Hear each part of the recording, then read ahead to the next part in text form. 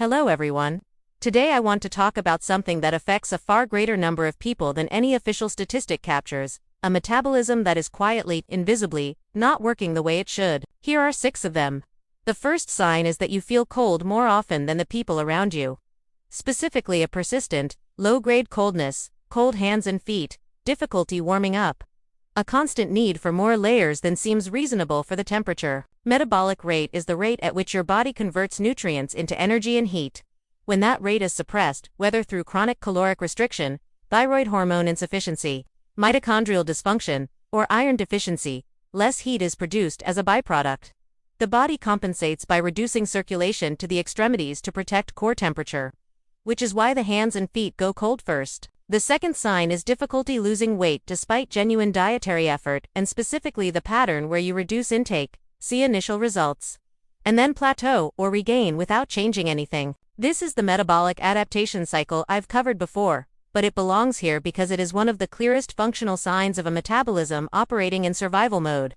According to research, repeated cycles of caloric restriction produce progressively greater reductions in resting metabolic rate, meaning each subsequent diet becomes less effective than the last, not because of adherence failures, but because the system has recalibrated its energy expenditure downward in response to repeated scarcity signals. The third sign is bloating that appears consistently after eating, regardless of what you ate.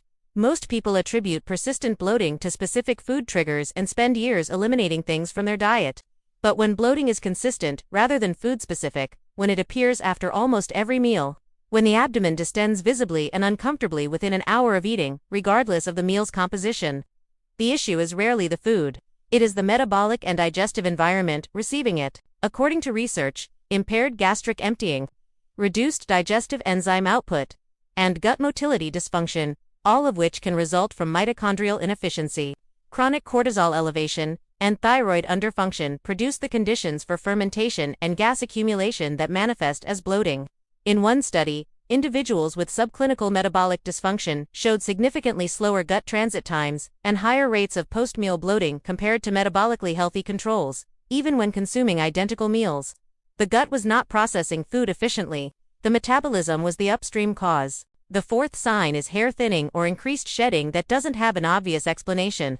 Hair follicles are among the most metabolically demanding tissues in the body.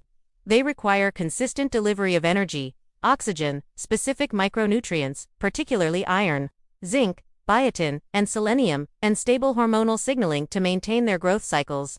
When metabolism is suppressed, energy is redirected away from non-essential functions, and hair growth is one of the first to be depressed. According to research, subclinical iron insufficiency, even within the technically normal range, is associated with telogen effluvium, the diffuse shedding pattern where hair moves prematurely into its resting phase. Thyroid dysfunction, even subclinical, produces the same pattern through a different mechanism, and both conditions are frequently connected back to gut health, because iron absorption depends on gut barrier integrity, and thyroid hormone conversion depends on gut microbial activity. In one study, women presenting with unexplained diffused hair shedding showed significantly higher rates of subclinical iron deficiency and gut permeability, markers than matched controls without hair changes. The hair was reporting a metabolic problem the standard labs had missed. The fifth sign is waking between 2 and 4 in the morning and being unable to fall back asleep easily. This one surprises most people when they hear it framed as a metabolic sign, but the biology is direct. In the early morning hours, blood glucose naturally dips to its lowest overnight point. In a metabolically healthy system, the liver releases stored glucose smoothly to maintain stable levels.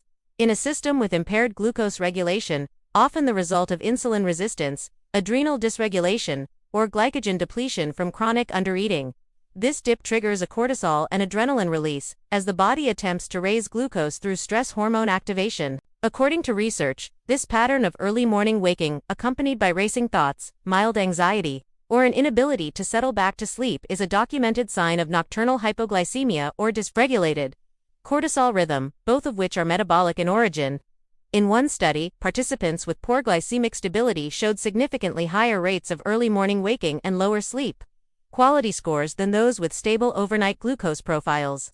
The sleep disruption was a metabolic event, not a psychological one. The sixth sign is a mood that is consistently flat, low, or emotionally blunted without a clear psychological cause. This is the sign most people are least likely to connect to metabolism, because mood is culturally categorized as a mental health issue.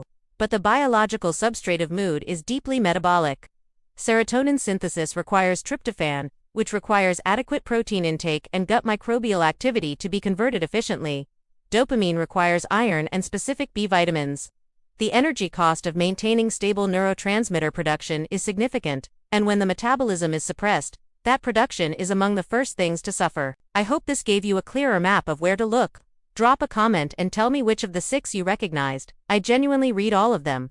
If this was useful, hit the like button and share it with someone who has been told their labs are fine but still doesn't feel well. And if you're new to Nutriflow, subscribe and hit the bell. This is exactly the kind of conversation we have here. See you in the next one.